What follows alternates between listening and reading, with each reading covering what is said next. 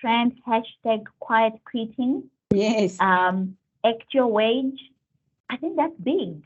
We might be sitting back and not listening to what's going on there, but I think that's an emerging trend that if you go onto Twitter, if you go onto social media, you start to see that people are involved. People are talking about quiet quitting quite significantly. There's a talk around the great resignation. Is it true for South Africa? Even quiet quitting, to what extent is it true for South Africa? And if it is truly happening, we have other factors like our high unemployment rate. So we need to have our context in perspective. We need to have the context of our economy in perspective, the employee context, the organization context. That's, I think, how we need to become very practical around how we design employee experience.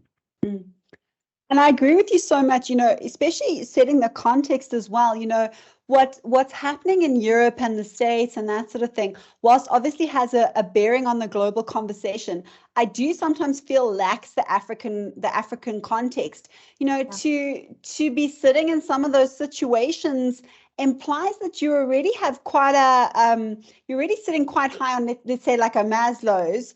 And, we have more of a problem here with the low wage, high turnover gap, because, what we see is so many frontline employees in the African context are quitting because they need access to the cash sitting in their provident fund.